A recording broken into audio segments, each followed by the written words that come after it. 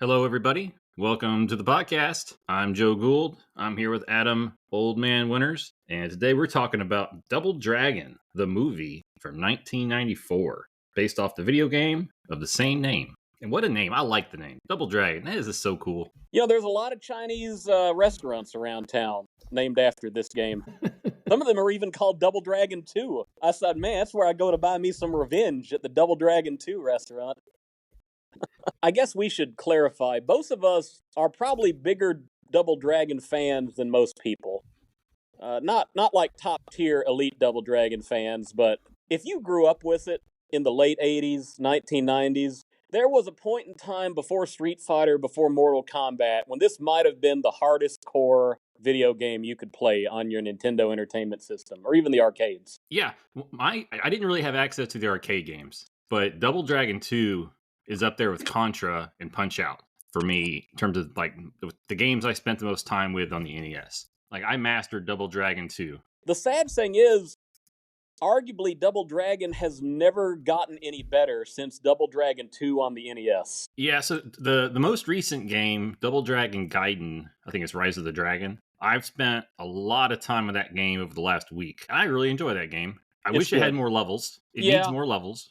I wish they had some DLC. You do know the different order you play the levels, they'll determine how many levels you play, right? Yeah. Well, or you mean how many parts of each level? Yeah, and what the boss is like. So that's kind of neat. Just a different boss fight depending on when you fight them. No, I appreciate that. And I recognize that it's probably not any shorter than the old NES games were. It just feels like there's not enough worlds. And it'd be nice to throw some downloadable content that they had produced. It would.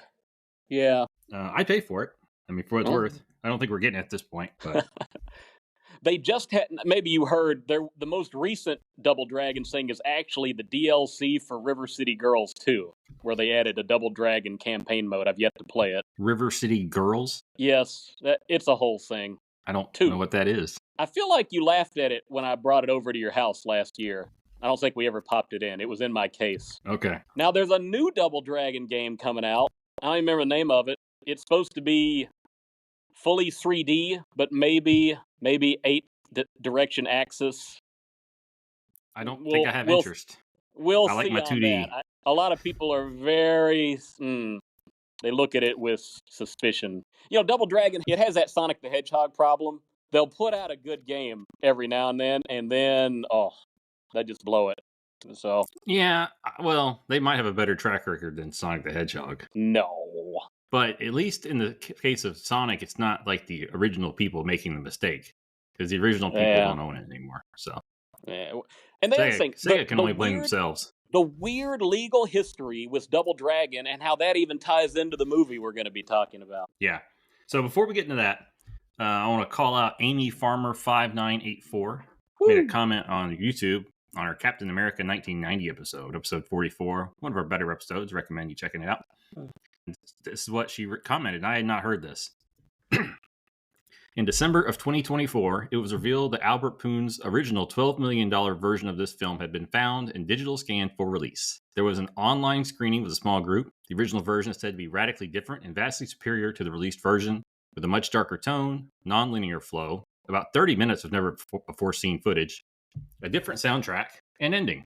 It was said to be a political paranoia thriller. It was taken from Albert by the studio chopped up and re-edited, and turned into the release version. Priscilla Page of Empire Magazine was in attendance. She said this version of Captain America is dark, moody, melancholy, and beautiful. She gave it 5 stars. Okay. It surprises me they put enough work into this movie that they could have radically different cuts to it. That means you had to film stuff. This is what he filmed, and he just didn't basically get the chance to edit it. I found an article about it. It's actually his wife, because he's recently deceased. His wife's the one who found the movie. I mean, he found it, but she's trying to get it released officially. Good luck. And it becomes more of a character piece where it's spending him time coming to terms with who he is as Captain America. He has empathy for the Red Skull character. It would not be hard. Well, in terms of both their lives were taken from them. The way they played that out. Yeah. Yeah, so you do see little glimpses of that in the released cut. So I hope it works out that it gets released, and I'm sure it is infinitely better than what came out. I question whether or not I could take another 30 minutes of that movie. I mean, I've seen the Snyder cut of Justice League, and I'm not going to say it saves the movie. So My comment back to Amy Farmer was, wow, if it gets released, maybe they can use CGI on the ears. oh, yeah, it'd be something. So, but anyways, I saw that right before the podcast, and it got me distracted. Almost didn't have a chance to finish getting ready. Nice to have comments. There you go. Yep. So there is a part of me that would much rather just talk about Double Dragon as the game as opposed to this movie. Oh, we could do that one day. So I got the Blu-ray from MVD, the Rewind collection. I think that's what you have too. Yes, the only good one I know of, and I believe it did have a DVD release prior, but I sort of passed on it years ago at a pawn shop. Even though it was $3, I passed on it and never got the chance again. Okay, yeah, it was on VHS and Laserdisc in April of '95. Good times. They released everything. Made another VHS in late '97.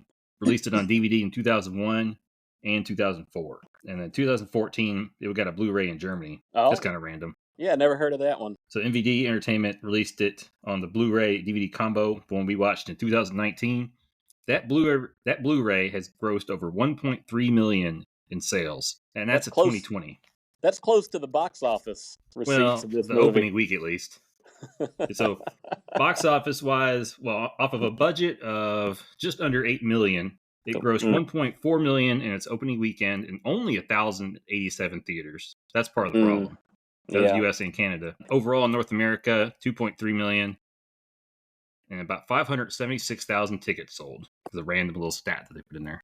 Then worldwide gross was 4.1 ish. Yeah, not great, not good. No, and it didn't even make back double its Dragon budget. About half of it. No, it was a $3 million loss for the company that discovered Jean-Claude Van Damme. So, and that would be Empire Entertainment Group. Am I getting that right? Close. Imperial. Imperial with an I or an E? I mean, there's an E in there, but not to start the word. Did you recall the writer or the producer recollection on the DVD or the Blu-ray feature about why this movie existed as tied into Imperial's relationship with Universal Studios and how Jean-Claude Van Damme factored into the whole thing? I didn't write it down. I did watch it. You probably have a clear understanding if you want to take that. Well, and unfortunately, I've never really seen it fully cited. It's just the recollection of the people who worked on it.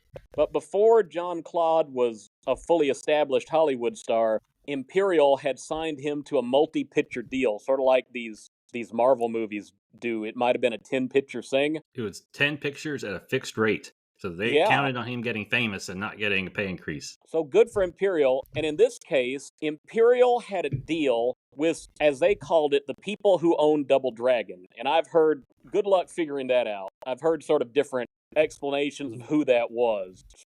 Definitely not the Technos company. Could have been Trade West, wherever. There's a funny story about Trade West on those interviews. But the story is Imperial had a license for a Double Dragon movie, but they had to make it yesterday. Right now, as they put it. And they needed Universal Studios' help. Well, Universal gave them an opportunity. The story is Universal Studios wanted Jean-Claude to be in a movie they could distribute, which I think would have been maybe Sudden Impact. Oh, Sudden Death, the hockey movie. Are you familiar with that one? Yeah, the titles tend to blur together, but yeah, we're talking about the same movie. Yeah. And so the story is Imperial let them distribute the Jean-Claude movie on the condition that Universal, as a parent company, would release Double Dragon movie that Imperial would produce, I guess. Very complicated, but that's why it existed. The whole thing sounds like a tax write-off story to me. Like this movie just had to exist. Like Fantastic Four '94.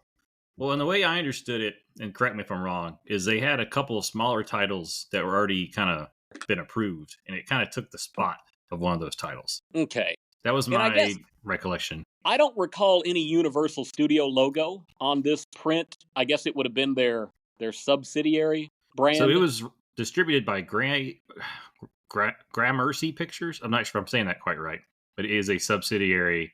It was a joint venture between Polygram and Universal. Okay. And it sounds like this was the Gramercy, it's Gramercy, was the distributor of the Polygram films in the U.S. and Canada. It also served as Universal's art house division. I don't ever remember seen a theatrical trailer or a TV spot for this movie. I remember it showing up in magazines, gaming magazines, and every now and then there'd be that one friend who claimed he saw the movie in a theater, which I didn't know if I ever really believed him. Yeah, I don't think I saw this in a theater, mostly because it wouldn't have come to Murfreesboro, and I wouldn't have been able to get to Nashville to see it. It was only in 1,000 theaters. So if I had to guess, because I would have been all about going to see this movie. Even with the poster? What do you think of that poster? Oh, Woo. It's like the Three Ninjas grew up. Oh, it but, is, man. Look at that font. The way they wrote Double Dragon, like they're trying to be the Warriors or something. Now, on my Blu-ray, I reversed the cover art. So I put the one that actually uses the correct Double Dragon font. A little bit classier, I think. And the thing, too, is the Double Dragon logo in the game is iconic. So I don't know why they wouldn't have wanted to use that for what it's worth. You would have thought it was a ripoff if you see a red and a blue guy and something that says it's Double Dragon, but you're not sure. No, this is like the equivalent of like a Transformers ripoff, Transformers or, straight to DVD junk. Yeah, stuff that put Blockbuster out of business. Yeah, I don't know. Everything's wrong about this movie. Now, I don't know unless I want to discuss all the plot, but the overall story you can credit to Paul Dini and Neil Shusterman. Talent, I gotta say. Very talented. Yes, and I don't know. Their story's probably fine. The overall thrust of it's probably okay. And then they made some kind of draft, or they had some other people make a draft. And then Michael Davis and Peter Gould, relative, they basically, I wish, was the screenplay writers. Now, they weren't the final writers, but they were the main writers. Mm-hmm. And then they lamented. I'll have to find this guy's name. How about the producer? Or the director? No, neither. Go here. All right. So Mark Brazil was hired to, quote, punch up the script, end quote. Oh. And basically, he was a stand-up comedian, and he made most of the quips, which were pretty terrible in this movie. There's not many good quotable lines, as opposed to that one near the end when Boa Bobo shows up. Yeah. That might have been ad-libbed, I don't know. So they saw, when Davis and Gould saw the movie at the release, they were just really sad to be associated with this movie and be credited with the screenplay because of all the unfunny jokes and the wisecracks, which were not.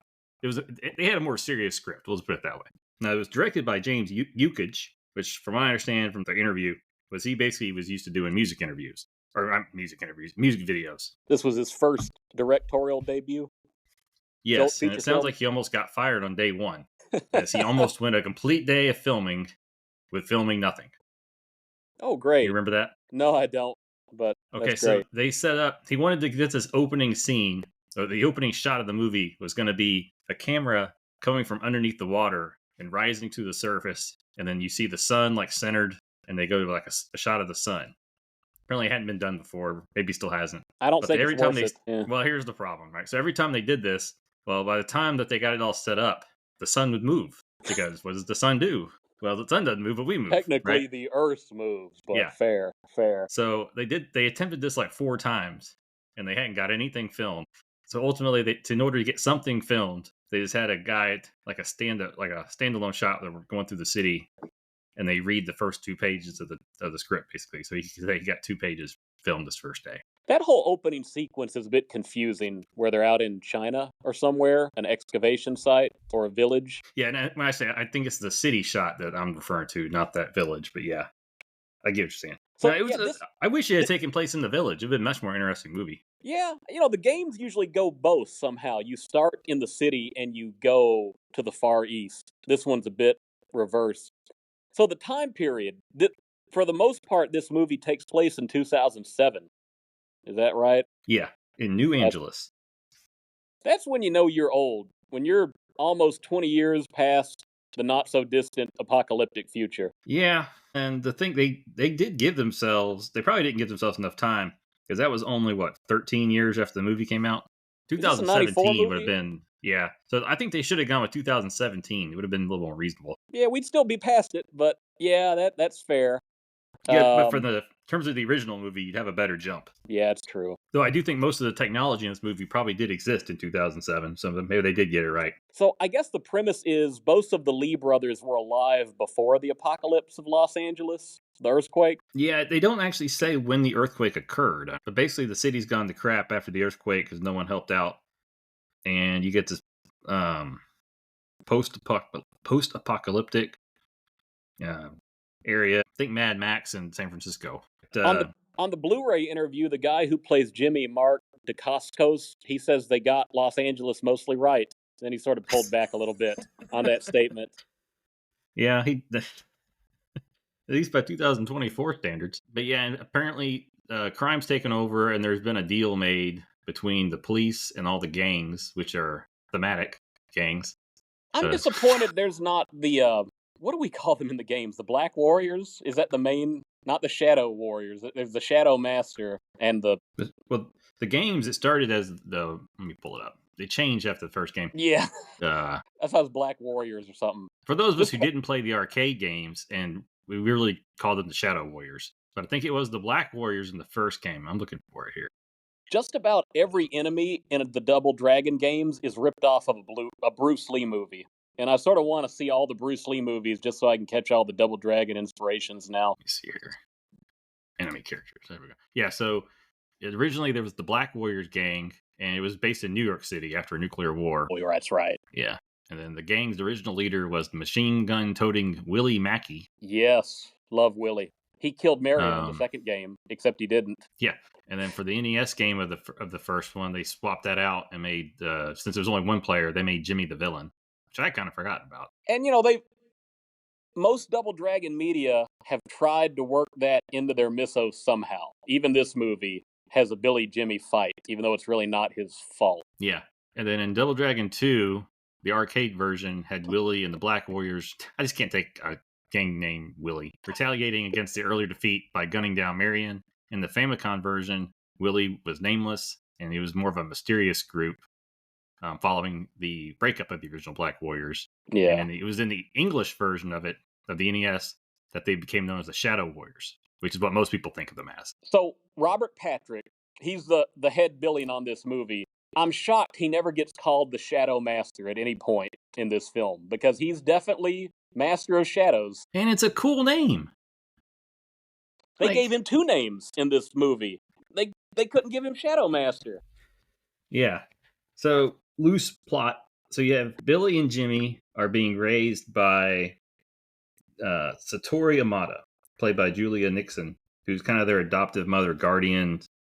And she also has half of a medallion that's been broken in 2 pieces. And one medallion controls the spirit, so to speak, or the soul, and the other is more of a physical medallion. And she's got the physical one, though that's not really explained initially. She seems to be a bit better of a martial artist than either of the Lee brothers, at least initially. Well, they're unfocused. And basically the whole movie is Robert Patrick's character, Victor Geisman, now going by Koga Shuko, because no one wants to party with a Victor Geisman. It's true. Using his hench. Yeah. So he's using the gangs of the city, which he unites. He kills that one guy. Yeah, he kills Professor from Back to the Future, is what I kind of resembled. You think his doctor? Not really, but it did. There was a look to him. Yeah. But anyways, so the whole movie is him chasing down this medallion. Satori gets killed about, I don't know, 30 minutes into the movie, probably. Yeah. And then to assist the brothers, you have Alyssa Milano playing Marion Delario, who leads the Power Corps. That's a unique name for Marion. She's gone through several surnames in her existence, but I think this is the only time she's Delario or whatever. Because she's the daughter of the police chief, which is a part of Double Dragon lore, of Marion and a police connection. Yeah. And, well, she's been used as a playable character since then. This, I think, is probably the first time that she's not the damsel in distress. Yeah. It's a little bit close, because there were some arcade fighting games where she was playable, but I think those came after the movie. Might have been partially inspired by it. Well, yeah, so there was an arcade fighting game that came out, I think, in 95, which is partially based off this movie. They bring back Koga Shuko for that. Okay. Never gotten a chance to play through that. No, I didn't either. I think it was released for the PlayStation, which I owned, but I don't know that I ever saw that game. PlayStation was my secondary. Yeah. I didn't really. You probably would have had to import it, honestly. I don't think it would have been prevalent in Walmart or whatever. No, but it was a lot easier to get used video games back in the day, too. Mm-hmm. That's true. So, but yes, that's kind of the plot. And then you do have some characters from the game who are in the movie. Christina Wagner plays Linda Lash. Mm-hmm. And then you have Nils Allen Stewart plays the human version of Bobo. And my printer blurred out, so I can't see, but there was a mutated Bobo who's in the second half of the film. And I can't decide which one looks more like the video game character. Well, that transformation is an odd one, I gotta say. What does Shogakuko have? What does he call his machine? Makes a man 10 times stronger. No, I don't remember what he calls it. He mutates him like the turtles. That's the way I look at it. Yeah, it's fair. So it turns a Bobo into a big tumor, and arguably something else I don't want to say. But yeah, did you see in the credits the Chiodo brothers? Are they responsible for that abomination of a Bobo? I didn't see that in the credits. I hope not. It's sad. They're credited with some kind of creature effects, so I don't know what else they would have done aside from a Bobo. I will say, I don't know how many other options you would have had to make those practical effects in 93. Don't make it look like that, though. Oh, man. Yeah. I'm doing a quick search. They did special character design. So they at least designed it. Now, I will say, a lot of the other characters, not necessarily the mutation part, but just like the visuals, there's a lot of color. Yeah. There's a lot of good-looking things movie. Yeah. No, there's a lot of things that are almost good in this movie. And there was too many producers, too many cooks in the kitchen. So one of the problems with this movie was there was never a unified vision of what they were going for. Then you get a first-time director trying to please everybody. Mm-hmm. And ultimately, instead of, as one person put it, instead of making a movie for a 14-year-old where younger kids are going to want to see it and the parents will be entertained by it, they end up making a movie for an 8-year-old, but it was a PG-13 movie. So it didn't appeal to the 14-year-olds. The 8-year-olds probably liked it if they understood the characters. So it was a mess. Now, how did this movie get a PG-13 rating, by the way? I don't even think they curse. They try to curse a few times, but it never happens. Probably a gas explosion that kills a person, or a Bobo. You can kill people in PG movies. I know she kind of dies off screen. Yeah, they don't even show it. Yeah, let's see. Is there any blood? Does anybody ever get bloodied up in a fight? No, I don't think so. I don't think there's any blood in this movie. They made it for an 8-year-old. Are there any guns? This thing down. Does anybody shoot a gun in this movie? I would assume that there are some guns. In the chase? But I don't recall any getting shot. Yeah. But still, PG, you could do. I mean, I'm not saying it should have been G. I'm saying I would think it would be PG. Boy, it's a little curious how this earned a PG-13. Is there any sexual whatever with Linda Lash and Shogakuko? No. I don't think so. And she's not even dressed like she does in the... If she was dressed like she was in the video games, you could make an argument. But she got a full, I think, leather suit, if I'm not mistaken. It's basically a business suit, the whole movie, with a whip. So, But yeah, a lot of things that were almost good. Like there's one of the things that was discussed, I think it was by one of the screenplay writers. Michael Davis was more animated in his frustrations with this movie. Peter Gould is more resolved and I think had forgotten the movie existed till they interviewed him.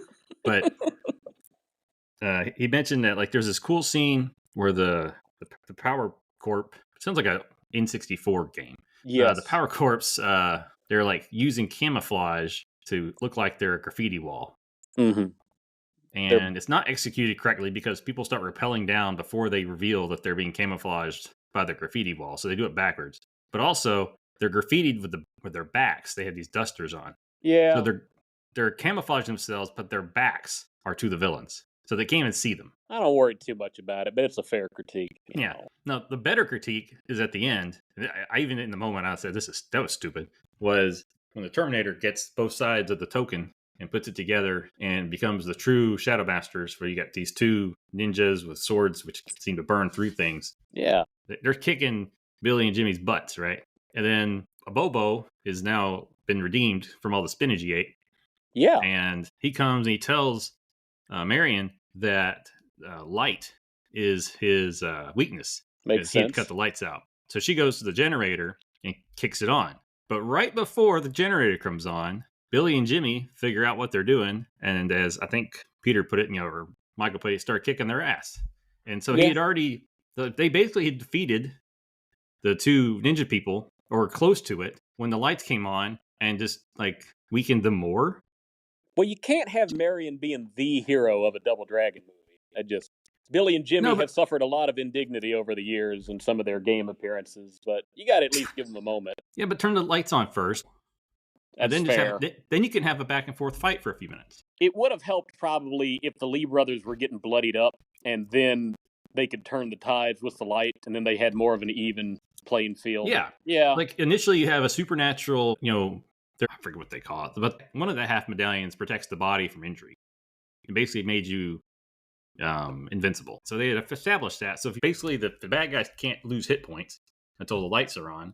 Right. It makes something plausible and more entertaining. I don't know. Little things like that.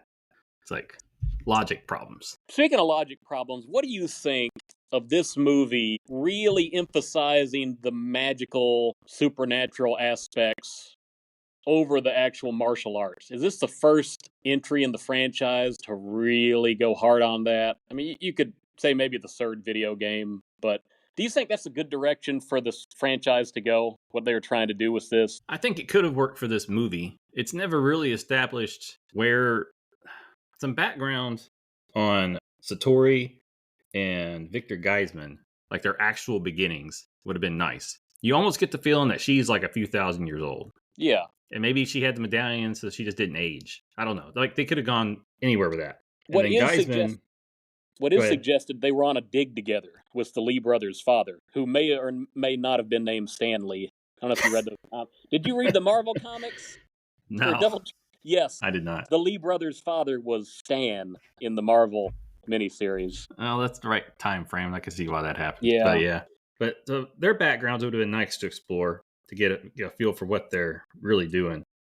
I would have appreciated... I think it would have been good if Satori and Shuko had been a few thousand years old and being preserved by the medallions. Like, I think it would have been nice. Like, if you're going to do supernatural, do it right. Yeah. So the Lee brothers feel like children of prophecy or something in this movie. Well, they shouldn't. I don't really care for that. I mean, there's nothing wrong with just two guys that are just good at beating people up. Nothing wrong with that. You don't have to go too much deeper than that. No, and part of the problem with this movie is they're just not really that likable of characters. Who do you hate more at various times in this movie? Well, the irony here is they did the interviews with them, and you like them both. Like, in the interviews, they seem cool. Actually, the guy playing Billy Lee Scott Wolf, I don't think he's aged, but I don't know. Billy's an idiot. He's too much of an idiot. And then Jimmy is supposed to be the wiser older brother, but he's also an idiot. So they just come across as too much of idiots, as opposed to underdogs. Like, it feels like they're causing their own problems in life. You could argue neither one of them is a great fighter, but Jimmy seems to be called upon more often to do the stunts, while Billy's just kind of there making a wisecrack. Well, it's because the guy who played Jimmy had 7 black belts, and the guy who played Billy didn't know anything. So I didn't mean to insult DeCoscos, but let's just like they never make him do a flash kick a la Van Damme. They could have used a little bit more, take advantage of his talents. It was interesting that on the interview with him, he said on the day before shooting, he sprained his ankle. He didn't tell anybody. No one figured it out. So he was okay. I don't think they asked him to do. I think he did everything they wanted him to do, so it just wasn't written into the script. But I'm disappointed I did not get my hurricane kick in this movie. I needed at least one. Well, they blew the budget on that boat scene. So the boat scene's okay. It's a pretty good little action thing, but it seems to me like they definitely should have died when that boat exploded. Yeah. So they filmed it in Ohio, of all places. Cleveland, right? Or Cleveland, yeah. Nothing says L.A. like Cleveland in 1994. On the credits, I saw the Philippines in there. A Philippine group. Do you know what they might have done in the Philippines? I would imagine that first scene. Okay. I don't think there's anything else that's not in the city. I might be wrong. But yeah, I would imagine the first scene, which seems like you could just gone to a field somewhere and did that. But there may have been some ruins. But anyways, so they set the Ohio River on fire, but they didn't really tell enough people. So they got like 100 calls to 911 filming that scene. Great. It is great. That's great. It is great. And it was a good scene. Is Cleveland the city that released all the balloons at once? Oh, I don't know. I'm not sure what you're referring to. It's like in the 70s, they were setting a Guinness World Record for most balloons to be launched at once. Oh, and it was a disaster for the city and the environment. I would imagine it killed a lot of animals. Probably, yeah. They all came down quick. They sort of... That sounds like Cleveland. Yeah. So one of the screenplay writers, I can't recall which one, basically said they'd already had a big fight scene, so they'd recommended not doing the second big expensive scene, which was the boat scene, so they could use the budget elsewhere. And it is one of the better scenes. So if you don't have a plan for the budget, I say go for it. But I like the car chase better than what we saw in the Mario Brothers movie. But when you think of the Double Dragon franchise, do you think car chases and boat chases? I was thinking about that. I don't recall any boat scenes in any of the games. They do cross some rivers. Yeah, they're on a raft every now and then, I think. But, what about a helicopter scene? Grasp. GRASP. That would have been something. Sucking out the people getting sucked out the doors? Come on. That's perfect. Yeah, they could have gone talk to Death of the Hulk people, get the helicopter. There you go. Yeah. So what was your favorite and least favorite special effects? Just put a Bobo off the table. A Bobo's the easy win there. He is by far the worst looking thing in this movie. Bobo is a special effect, right? They made him tangibly, practically. He doesn't look good, but no, it looks like you took the thing and then he got stung by bees and you find out he's allergic. So there's a lot of visual effects in this movie, and I'm afraid that's where they blew a lot of their money on. It feels like you got Robert Patrick, and I know it's sort of cutting-edge technology to do all this in 1994 or whatever, but even though it doesn't look the worst, even compared to some modern-day stuff, boy, with Robert Patrick there, all you can think about is this is not T-1000. It's just not as good. I mean, now what I like, when Shogakukan, Fruit, whatever his name is, he goes and fights the gang leader on the catwalk, that's done pretty well, the way they do the shadow effect, while I think they're suspending the gang leader somehow, like an invisible man is holding him up, and then you see the shadow on the back. That's all right. I like that. Yeah, that's when we see a lot of the gangs. You have the Mime Gang, you have the Candy Corn Children Gang, I think. There's some weird-looking gangs in this movie. Candy Corn Children Gang. How about that? That's what they look like. Yeah. Children of the Candy Corn. Children of the Candy Corn. You need to trademark the Candy Corn Gang. See if someone makes you an offer in the future if you don't do anything with it. I have to do it before the podcast comes out. Get stolen. Yeah. Marion's interesting looking. I can't say it's a win. I wonder how much of that was just the way Alyssa Milano wanted to dress in the movie. And they just said, yeah, sure, whatever. Yeah. It's hard because people were dressing pretty weird in 93 anyways. So yeah, Dennis Rodman, Madonna, a lot of weird music videos on MTV. I hate the Lee brother outfits when they finally get materialized. That's not good. It's Three Ninjas-esque. Yeah, I don't like it. It's almost like, maybe we could have gone this movie without the costumes. Like, they waited till the end anyways. I was thinking they were already wearing blue and red, weren't they? They were, but it was more... Well... This one had a blue jacket and one had a red jacket kind of thing. And that's pretty much what the games were. They didn't wear the full suits in the games, if I'm not mistaken. It was just kind of white shirts and Han Solo jackets, and they just happened to have matching pants, maybe. I know, you get your color limitations or whatever. But you had blue Ernest and red Ernest. Yeah, there you go. That's how I remember it. I kind of wish Billy had been a blonde. I know the Double Dragon franchise has been very inconsistent on who has what hair color.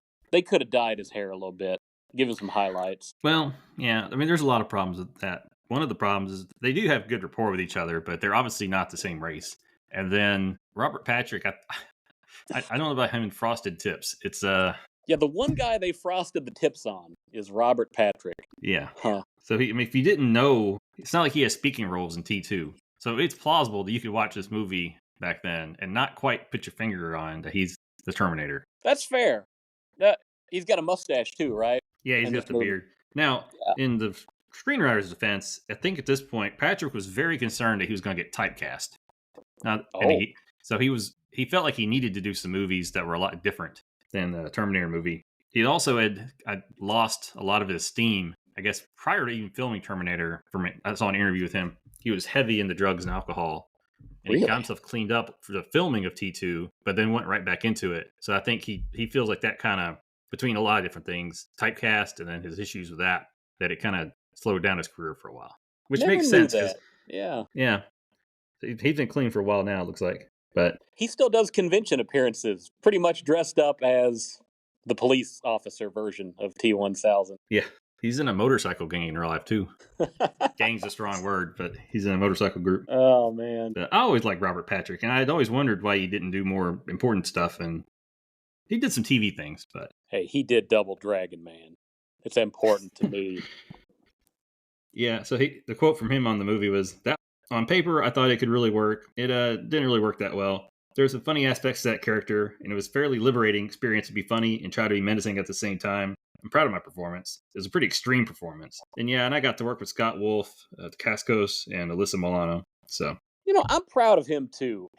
I think he does the most with the way this is written. Yeah, and I will say this movie is only watchable because all of the main characters seem to be having a good time as they are acting. Some of that is because they hadn't done any acting before, so they didn't know better. But Alyssa and Patrick, they really throw themselves into the roles, and you wouldn't know from watching it that this is bad stuff, or that they know it's bad stuff. I should put it that way. Yeah. And I felt like the Lash character, Christina Wagner, had a weird kind of charisma.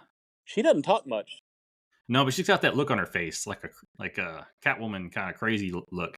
And again, I don't know if she ever did anything else, but it wouldn't surprise me if they had the same person training her on the whip that Michelle Pfeiffer used. I was wondering at times if they CGI'd that whip in there, because she works it up until it gets cut. So I just pulled her up. So she started in General Hospital from 1984 to 2005, and then a little bit after. I guess she's still on the show. She's on 635 episodes. To be on a soap opera. Wow. Yeah. Usually you get abducted by aliens and cloned by that point to get written out. Yeah. Movie-wise, she did 3 in 1994, Double Dragon, A Low-Down Dirty Shame, and Men Who Hate Women and the Women Who Love Them. That was a TV film. And then she didn't do another movie. Her next movie was 2018, The Storyteller. So she got the film bug out of her system in 94, 93 to 95, whatever. Yeah. I was a little disappointed. Shogakukan has 2 henchmen. They're both vaguely Asian. They're not called the Chin Brothers, which would have been a game reference. They have weird made-up names in the credits that I don't... Yeah, that may allude to one of the problems of this movie, is that none of the people involved in making this movie actually played the video game. It sounds like Don Murphy, he was one of the producers. He played Double Dragon 3, Double Dragon 3 in the arcade. Oh, yeah, in the arcade miserable. Version. And miserable. He got, well, yeah. But he recognized the mythology in the game, that you can make a story out of it. And that's when he approached... the Rosetta Stone or the Sacred Stones, depending on which version you play. Yeah, so then he found out whoever owned the rights to the games, and he flew out and met with them, and they had kind of a loosey-goosey deal to get a movie made. But he seems to be the only one who had actually played any Double Dragon that was involved in producing, writing, or scripting. So I remember him telling that story, and he said he looked up Trade West, which had the American publishing rights, and also Battletoads, and he thought they were headquartered in Texas, but then he found out they were actually in California, and then it was like the guy who owned it was a senator. You remember that? Well, he's a senator now, but he's a senator now. He wasn't a senator at the time. Okay, because that's a weird side business. I don't know if he owned it, but he was like at least the CEO. It's like, how did you make your fortune? Oh, I published Battletoads and a few Double Dragon games, and we crossed them over once, man. It was great. I do recommend Battletoads and Double Dragons, primarily the NES version, secondarily the Genesis, Super Nintendo if you've got no other options. Super Double Dragon was fine. No, I'm talking about the Battletoads crossover. Oh, just okay. That. Gotcha. There were at least 4 different versions on Game Boy and that, but the NES version... Battletoads, I feel like it was the one series on the original NES that was hard, that I just never cracked the code on.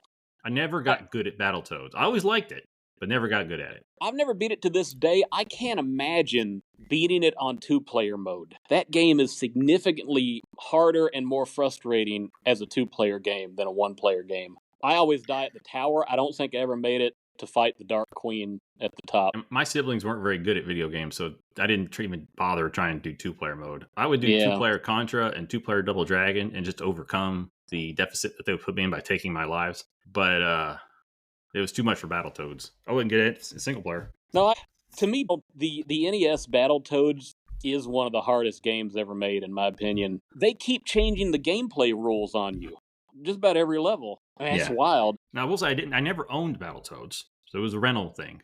But I rented it enough where I should have got good at it. Oh, okay. Huh. Shoulda, woulda, coulda. Didn't. No. Yet to have a Battletoads movie. You think we should get Imperial Entertainment to produce a Battletoads movie? Get what's left of the Chiodo Brothers studio to put together some Toad costumes? I only want to see that if it's real costumes. I don't want CGI. Don't want animated. And their feet could grow humongous when they kick, and their fists could grow humongous when they punch. Like the Mr. Fantastic effect. Yeah. So I guess if you can't pull that effect off, I'm not sure how the movie would work. I mean, they already ripped off the Ninja Turtles since their existence. So. Oh man, yeah, they existed as a counter Ninja Turtle option, and there's no secret about that. But we've never had a Double Dragon Ninja Turtle crossover either. That could work. I wonder if the existence of the Battletoads is why that hasn't happened. Darn those toads. They've already been with the enemy. Mm. So what do we rate this movie with? Well, we've got broken medallions. That's kind of lame. You can only have two. You can only have so many fragments of a broken medallion. How about a Bobo's? It's a funny word. Like tumor or inflated muscles or Robert Patrick sunglasses. No. Frosted tips. Yeah, okay, we'll go with frosted tips. I like it. Gosh, I don't know if I could go above 2.5. Maybe, or I don't know if I'd go above 2. Maybe I did just because of set design and casting. But I'm going to rate Double Dragon higher than Super Mario Brothers. I feel like I'm going to start at a 3. I'm tempted a little bit to give it 3.5 just because of what chicken butt at the end. But I'll stick to a 3 frosted tips. It's an okay action movie for the mid to early 1990s. It's not a great use of the license, but it's not a terrible one either. There's just not a whole lot more to do with the Double Dragon. Yeah, it's a bit more of a what you call a malleable franchise. It's more morphous or amorphous. Yeah.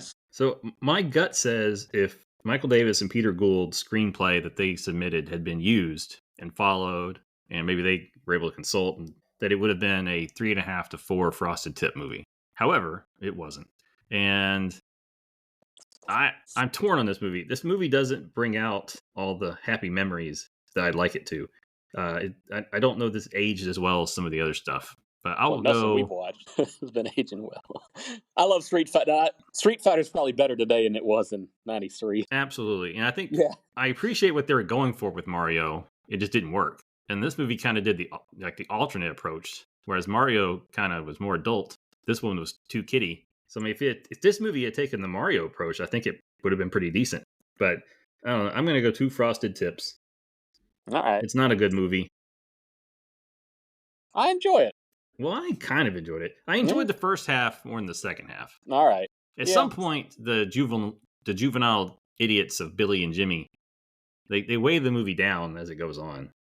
And the final fight scene is horrible. Like, that was a bad final fight scene. That. It's not the right place to have the final battle. You need to have it in the skyscraper. Somebody needs to fall off a building. Maybe a helicopter needs to blow up or something. Well, like I mentioned earlier, they mess up the whole who's winning the fight in terms of how they do it. It's nonsensical. They turn the lights on after they're already getting beat.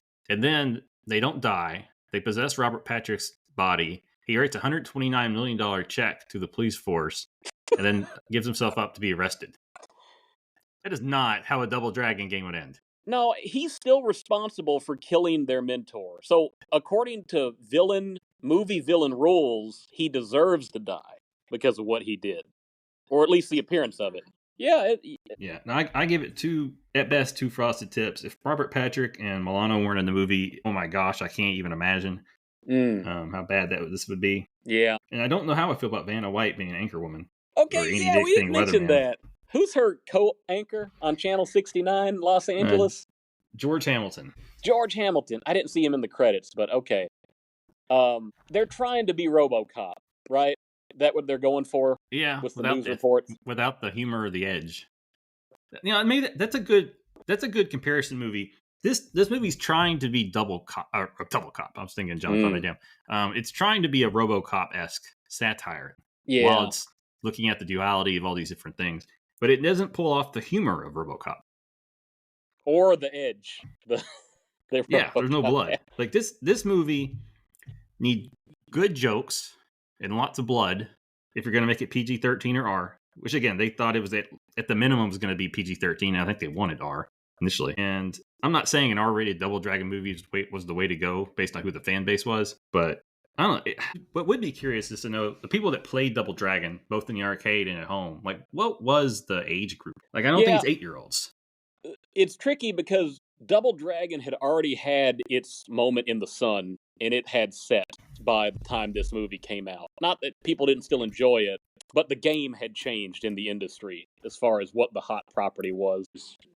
This movie should have done at least what one of the early Jean-Claude Van Damme hits would have done. I don't remember exactly what that is, but it could have been better, but it needed to be edgier. The games were edgy. Good grief. Yes, they were. And then, they murdered Marion in the opening cutscene of the second game. Yeah, they punched a woman in the first game. Right. That iconic, That's, yeah. Not saying it's not. It's just, It started a genre. That whole beat 'em up genre, I think.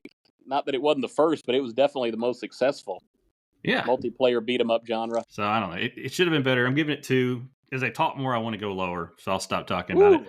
And then again, the ending they just completely like bung. They just ruined it. It was.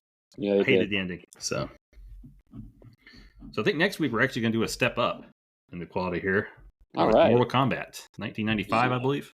We will hit our peak, and then it will be a drastic drop off. Yeah. Well, maybe we'll get creative with once the movies are done. Do a few odds and ends that are fun. But yeah. So on this Blu-ray, I got myself confused. I think I read the back wrong, and I thought there was going to be a commentary. So I watched it on Friday, and I watched it on Friday and didn't take notes. And then yesterday I watched all the bonus stuff on the disc, interviews. And today I was going to watch the one with the commentary, but I'm like, I don't have a commentary. So I don't know where I got confused on that. Well, I thought the same thing. And I know sometimes you think maybe I put the wrong disc in and that the DVD didn't have all that the Blu-ray does, but I don't see it listed on the back of the case. And I don't recall seeing it at any point. But the full-length documentary is over an hour, so definitely worth watching that if anybody has the means to acquire that. I don't know where I got confused on that. Did your copy come with the collectible mini poster this time? You didn't get this was a truly sealed one here. This was sealed. Oh, so, all right. As a little aside for people that ship Blu-rays or comic books, like if something's new or like new, don't package it in such a way that by the time I get it undone, it's no longer new. So they had over bubble wraps. You don't have to tape bubble wrap, people. Bubble wrap wraps. True. That's true. And they had taped the top and the bottom of the bubble wrap where they didn't have the top and bottom covered. It was just wrapped around, which is fine. But they taped the bubble wrap on, and they taped over the plastic on the Blu-ray. Unfortunately. The sealed Blu-ray. So I hate to break it to people. You can't take tape off of that without ripping the plastic. So I didn't order this to keep it in pristine shape. I got it to watch. But I've had the similar issue with comic books where they really want me to bend my comic trying to get it out of the contraption that they've packed it in. It's like, come on, people. Unfortunate. Do better. You get Indeed. the Tales to Astonish, that's 12 cents originally. It's like, can we just treat this nicely? Live and learn. All right. Well, we'll end with that. Thanks, everybody. Bye-bye. Live the code of the dragon. Fight for right. Something of the dragon. All right. This could have been a Captain Planet movie. Ooh, I'm glad we never got one of those. I know they're trying to bring him back, but let him stay buried in the 90s. Ted Turner. If they were going to do that movie, they would have had to do it while Biden was in office. Captain Planet.